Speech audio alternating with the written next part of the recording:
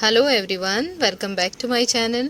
आज आप लोगों के साथ ज्ञानू राणा जी का एक्सपीरियंस शेयर कर रही हूँ। आप जानते हैं मेरे चैनल पे अगर कोई आके अब ज़्यादातर वही लोग हैं जो बहुत तकलीफ़ में हैं और लंबे टाइम से हैं, है ना, जिनको स्लिप डिस्क है, जिनको sciatica है या फिर सर्वाइकल की दिक्कत है, और वो लोग अगर ठीक हो रहे हैं तो वो आके अपना एक्सपीरियंस शेयर करते हैं। तो आज मैं शेयर कर रही हूँ आपके साथ ज्ञानू राणा जी का, जिन्होंने आके मुझे थैंक्स भी बोला है और उन्होंने बताया है कि मैम आपका वीडियो देख के मैंने मेडिसिन खाई थी। ऑफ कोर्स वही मेडिसिन जो मैंने ली थी वही मैंने आप लोगों को बता रखी है, वही उन्होंने ली थी, तो वही उन्होंने खाई हैं और वो बहुत अच्छे हुए हैं, ये उन्होंने लिखा है। तो बहुत अच्छे हुए हैं, तो मैं समझती हूँ कि अब वो काफ़ी हद तक बिल्कुल ठीक हैं। जो छोटी मोटी चीज़ें जो रह भी जाती हैं उनके लिए एहतियात ज़रूरी है, और प्रिकॉशंस जो मैं बोलती हूँ कि ठीक होने के बाद आप लगातार बैठना या लगातार खड़े होना या फिर ज़्यादा देर झुक के काम करना या कोई भारी वज़न उठाना, ये थोड़ा अवॉइड करिए 1-1.5 साल कम से कम, ताकि जो रह गया है ना, छोटा सा जो कमी रह गई है वो भी धीरे धीरे रिकवर हो जाए। आप लोग जानते हैं कि उस तकलीफ़ से बाहर आना, जिससे फ़ाइट कर रहे हो, आप लड़ रहे हो दिन रात कि ये किसी तरह ठीक हो जाए, और वो जब ठीक होने लगी है तो उसे बिल्कुल ठीक करिए, ठीक है। और ज्ञानू जी, आपका बहुत शुक्रिया, आपने आके अपना एक्सपीरियंस डाला है। हालांकि मुझे पीछे का याद नहीं है आपने क्या क्या चीज़ें बताई थी। अगर आप एक बार और थोड़ा सा एक्सप्लेन करेंगे तो बाकी लोगों के लिए अच्छा रहेगा। तो अपना ध्यान रखिए। थैंक अपना एक्सपीरियंस शेयर करने के लिए। बाकी जिन लोगों को ये चीज़ अभी नहीं पता है कि उन्होंने क्या चीज़ें ट्राई की थी, जो भी मेडिसिन है या जो भी प्रिकॉशंस हैं, वो सब मैंने एक्सप्लेन किए हैं। उनके वीडियोस के लिंक आपको डिस्क्रिप्शन में मिल जाएंगे, अगर कोई चाहे तो ट्राई करके देख सकता है। तो ये तो थे ज्ञानू जी का। अब मैं आप लोगों के सवाल ले रही हूँ जो मुझसे अभी रिसेंटली पूछे गए हैं। तो ये एक सवाल था हरनीत जी का, जिन्होंने पूछा है कि मेरी मम्मी का मन का टूट गया है। मन का टूटना मतलब स्लिप डिस्क है, यानी कि डिस्क जो है वो डैमेज हुई है। 3 मंथ हो गए हैं, उनसे बिल्कुल बैठा नहीं जा रहा है, और 85 एज है। एज तो काफ़ी ज़्यादा है। और हरनीत जी, मैं ये उम्मीद करती हूँ कि आपने न्यूरोसर्जन से कंसल्ट कर लिया होगा। अगर नहीं किया है तो प्लीज़ उनसे कंसल्ट करें। प्रिकॉशंस, अब 85 एज में वो कोई काम तो नहीं करते होंगे, तो वो लेटे हुए हैं, रेस्ट पे हैं, ये आप लोगों को श्योर करना है। और जितना मतलब लगातार भी लेटना ठीक नहीं है, थोड़ा बीच में उठ बैठ सकते हैं। जो मैंने प्रिकॉशंस बताए हैं वो उनको समझाएं थोड़ा सा, जितना वो समझ सकते हैं, और उन्हें फॉलो करने बोलिए। बैठने की जहाँ तक बात है तो वो मैंने आप लोगों को बता रखा है। जिनको भी बैठने में दिक्कत है स्लिप डिस्क की वजह से, तो वो कॉकिक्स कुशन, एक आप अगर गूगल करेंगे तो आपको पता चल जाएगा, वो आप यूज़ कर सकते हैं। वरना जो मैंने किया था पर्सनली, वो मैंने बताया है, एक्टिवा की ट्यूब लेके उसमें ज़रा सी हवा भर के उसे रख दें चेयर पे और उसके ऊपर बैठना है। तो उसके ऊपर बैठेंगे तो टेल बोन टच नहीं होगी। हालांकि आपको दर्द एकदम से तो नहीं जाएगा जिनको भी ये प्रॉब्लम है, लेकिन उसमें आपको धीरे धीरे रिकवरी होती है। बैठने में जिनको प्रॉब्लम है तो उसमें आपको सपोर्ट मिलेगा, वो चीज़ क्योर होने में मदद मिलेगी, क्योंकि टेल बोन जो है ना नीचे टच नहीं होगी, तो उससे आपको काफ़ी उनको फ़ायदा होगा। एक चीज़ और कहना चाहती हूँ, क्योंकि उनकी एज काफ़ी ज़्यादा है, तो अब बेहतर ये होगा कि आप मुझे इंस्टाग्राम पर मैसेज करिए और हम बात करेंगे। जो भी मुझे लगता है मैं आप लोगों को मतलब बता दूंगी, अगर आपको कुछ नहीं समझ आता है। बाकी तो मैंने वीडियोस सब बनाई हैं, अगर आप देख सकते हैं, आपको आइडिया वहाँ से हो जाएगा। अगर किसी को ना मिले तो मेरी प्लेलिस्ट है स्लिप डिस्क रिलेटेड, मेरे चैनल पर जाइए, वहाँ पे आपको जो स्टार्टिंग की वीडियोस हैं उनमें सब कुछ मिल जाएगा, तो वो आप देखिए और वो चीज़ करके देखिए। अगर आप चाहते हैं यूनानी मेडिसिन ट्राई करना तो वो भी करके देख सकते हैं, ठीक है। खाने का परहेज और फिज़िकल परहेज जो मैंने बताए हैं वो भी साथ में इंक्लूड करना है, पर मसाज और सिकाई उनको इमीडिएट स्टार्ट करिए। जो ऑयल मैंने बताया है, तिल का तेल और गठिया लहसुन का तेल, वो बना के तैयार कीजिए और उसकी मसाज करिए और उनको सिकाई करिए, तो उनको बहुत रिलीफ मिलेगा इंस्टेंट। और बैठने में जिनको प्रॉब्लम आती है उनके लिए मैंने लेप भी बता रखा है, तो वो लेप का इस्तेमाल भी करिए, वो भी उनको जो इंस्टेंट रिलीफ वाली बात होती है वो उनको मिलेगा, ठीक है। तो अब सर्दी है, वैसे भी कोई प्रॉब्लम नहीं होगी, उनको लगाइए और लेटा दीजिए। वो लेटे ही रहेंगे तो ज़्यादा बेनिफिट है। वैसे रात को लगाइए तो ज़्यादा अच्छा है, क्योंकि उस वक्त बॉडी मूव नहीं करती है। तो जितना लेप लगाने के बाद लेटे रहते हैं उतना जल्दी उसका रिज़ल्ट देखने को मिलता है। तो आई होप कि हरनीत जी को मेरा जो आंसर है वो मिल गया होगा। फिर भी कुछ अगर क्वेरी हो, कोई क्वेश्चन हो, तो आप मुझे इंस्टाग्राम पर मैसेज करिए, अदरवाइज़ मुझे कमेंट सेक्शन में मैसेज छोड़ दीजिए। ये अगला सवाल मधु साक्य जी का है, जिन्होंने पूछा है कि मुझे भी 3 साल से स्लिप डिस्क की प्रॉब्लम है। मेरी 2 साल की बेटी है और एज 25 साल है, और मुझे भी आराम आया था, इसके बाद फिर दर्द आ गया, क्या करें बताएं दीदी जी। तो देखिए मधु जी, आपको जिनको स्लिप डिस्क है, जिनको भी है, उनको प्रिकॉशंस रखने होते हैं।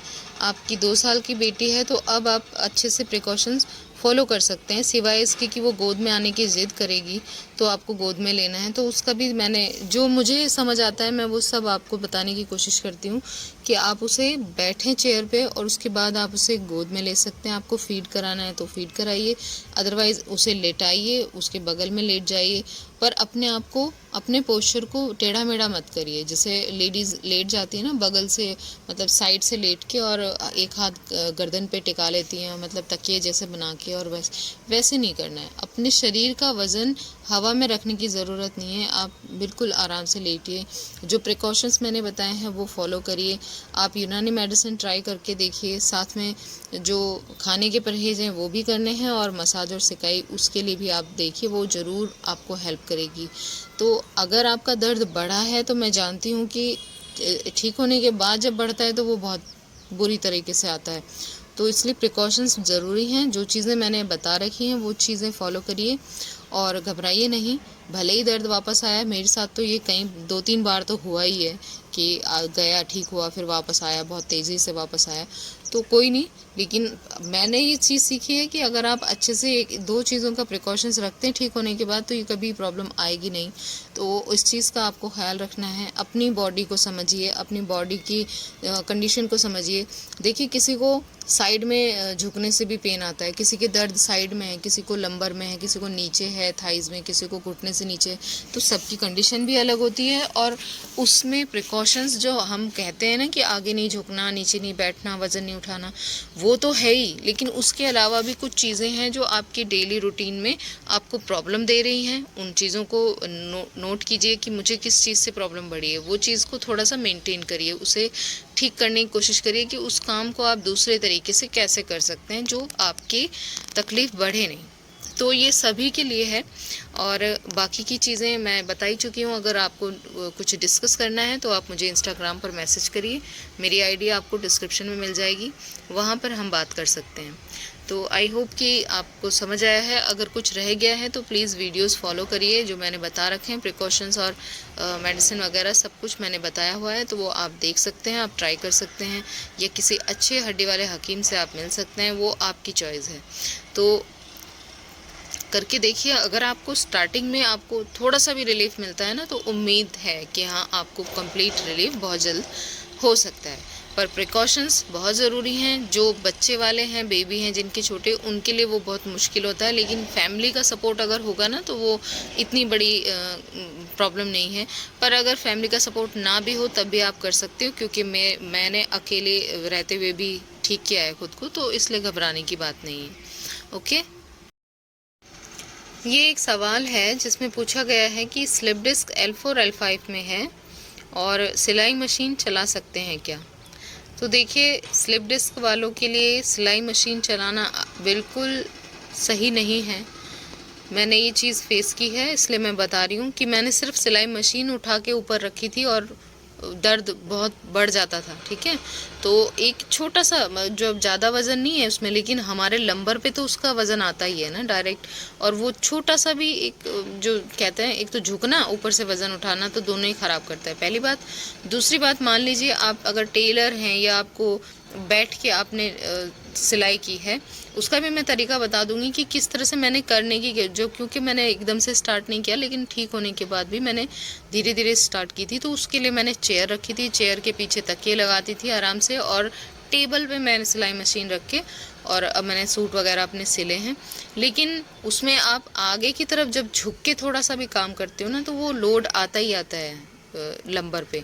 तो उस चीज़ का आपको ख्याल रखना है। अभी तो आप बिल्कुल मत करिए, अगर आप ठीक नहीं हैं तो वो सिलाई मशीन बिल्कुल अवॉइड करिए, उसे चलाने की कोशिश मत करिए, खासकर नीचे बैठ के। क्या आप अगर पैरों वाली भी चला रहे हैं, जिसमें आप टेबल पे रखिए और पैर से चलाते हैं मशीन, तो उसमें भी प्रॉब्लम बढ़ती है। आप ध्यान रखिए, मैंने जो चीज़ें बताई हैं, अगर आपको बहुत ही अर्जेंट है, बहुत ही आप उसके आपका काम है, रोज़गार है, तब तो आपको करना है, तो उसके लिए फिर बेल्ट का यूज़ करिए, पीछे टेक लगाइए टेबल पे। जैसे मैंने कहा कि जो टेबल वाली मशीन होती है उसे आप चला सकते हैं, लेकिन वो चीज़ आपकी प्रॉब्लम अगर बढ़ाती है तो उसे फिर मत करिए, क्योंकि रोज़गार तो आप कुछ भी कर लेंगे, लेकिन आपको आपकी तंदुरुस्ती होनी चाहिए ना। तो जब आपकी तंदुरुस्ती होगी तभी आप कुछ कर पाओगे। अगर आप एक चीज़ को कितने टाइम तक खींचोगे, अगर वो बिगाड़ देगी आपकी स्थिति, तो फिर आप बिस्तर पे लेट जाओगे। इस चीज़ का ख्याल रखिए। डरने घबराने की ज़रूरत नहीं है। जब आप ठीक हो जाते हैं उसके बाद तो आप सब कुछ कर सकते हैं, उसमें प्रॉब्लम नहीं आएगी। फिर भी प्रिकॉशंस का ध्यान रखिएगा। तो आई होप आपको समझ आया होगा, जो मुझे पता था मैंने आपको बताया। तो वो आप अब देखिए, अपने अकॉर्डिंग चीज़ों को समझिए और उन चीज़ों को फॉलो करिए।